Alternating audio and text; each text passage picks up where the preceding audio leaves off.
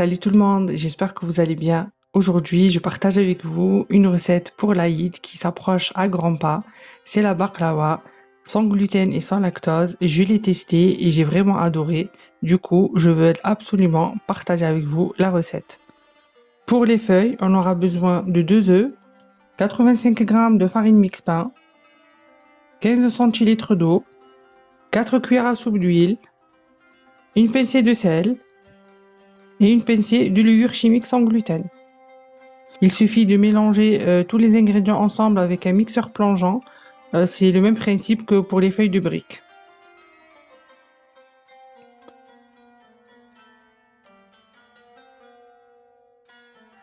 Ensuite, je verse la pâte dans un bol pour me faciliter la cuisson. Et avec un pinceau sur une poêle chaude sur feu moyen, on va former les feuilles pour la baklawa. Dès qu'on voit que les contours commencent à se décoller, on enlève la feuille et ensuite on la couvre de suite avec un torchon. Pour la suite de la recette, on aura besoin de 230 g de margarine végétale fondue, de 220 g de cacahuètes torréfiées et finement concassées et de 220 g d'amandes torréfiées et finement concassées, 300 g de miel, 12 centilitres d'eau de fleur d'oranger, 60 g de sucre que vous pouvez remplacer avec du sucre normal, une cuillère à café bien bombée de cannelle et quelques amandes que j'ai laissées pour la décoration. On mélange les amandes, les cacahuètes, le sucre et la cannelle. Ensuite, on ajoute l'eau de fleur d'oranger. On mélange bien et on le met de côté pour la suite de la recette. On commence par badigeonner le moule. J'ai utilisé un moule à cheesecake parce que c'est le seul qui fait la taille des feuilles. C'est pour ça que je l'ai mis dans un autre moule pour que l'excès de margarine ne sorte pas dans le four. Je vous conseille d'utiliser un moule basique pour le four. Ensuite, on met la première feuille et on la badigeonne avec la margarine. Il faut bien badigeonner les contours. On fait la même chose avec la deuxième feuille. En tout, la pâte m'a fait 12 feuilles. Du coup, je vais mettre 6 feuilles en bas. Je vous conseille de garder 2 feuilles qui n'ont pas de trou ou d'ouverture pour le haut de la baklawa.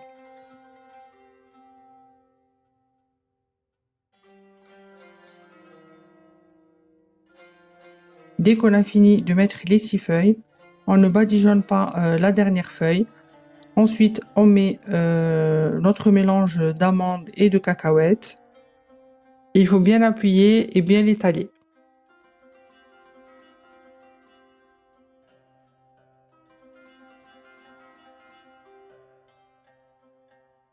Ensuite, on met une feuille que je ne badigeonne pas. Et je mets la deuxième feuille par-dessus que je vais badigeonner.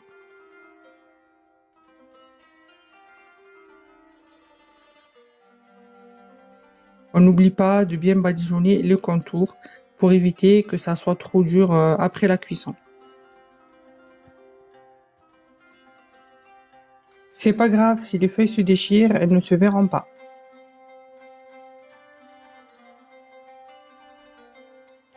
Je mets la quatrième feuille que je badigeonne.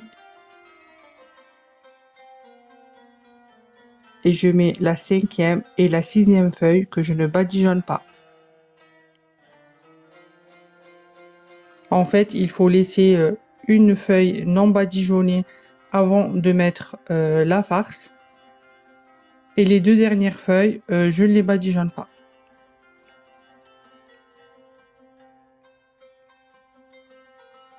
On appuie bien. Ensuite, avec un couteau, on va couper au milieu dans le sens vertical. On coupe chaque 2 à 3 cm.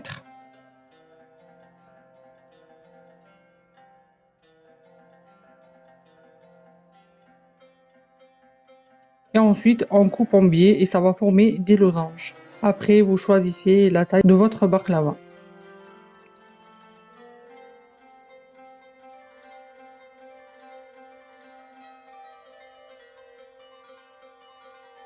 Ensuite, avec le couteau, je fais une petite incision au milieu du losange et je mets dedans une amande. Donc, je fais cette opération sur tout le plat, même les petits contours. En fait, ça va éviter que le contour des baklawas vont se découler ou gonfler pendant la cuisson. Je finis par verser tout le reste de la margarine. On n'oublie pas de bien mettre la margarine végétale sur les contours pour éviter que ça durcisse pendant la cuisson. Avec la cuillère, on les aplatit délicatement. Et ensuite, on enfourne 20 à 30 minutes à 170 degrés. À la sortie du four, on verse les 300 g de miel. Personnellement, 300 g, ça m'a suffi. Après, si vous préférez que ça soit plus sucré, n'hésitez pas à en mettre plus. Et il faut la laisser absorber tout le miel pendant au moins 3 à 4 heures. Et le meilleur, ça serait de la laisser toute la journée. Ensuite, pour la démouler, vu que j'ai utilisé un moule à cheesecake, donc j'ai passé le couteau sur tout le contour pour que ça se décolle. Et ensuite, je l'ai démoulé. Si vous utilisez un plat à four normal, vous n'avez pas à la démouler, vous la coupez directement dedans.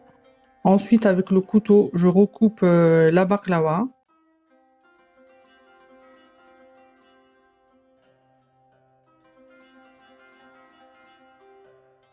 Et je commence par enlever les contours pour me faciliter la coupe du centre de la baklawa.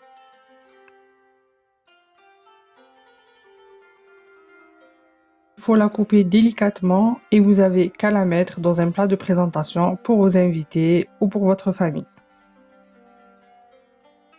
Et voilà, la baklawa sans gluten et sans lactose, elle est vraiment facile. Par rapport au goût, on ne voit même pas la différence entre celle qui est avec le gluten et sans gluten. J'espère que la recette vous plaira. N'hésitez pas à liker, à vous abonner et à me suivre sur mon Instagram. Ciao, ciao!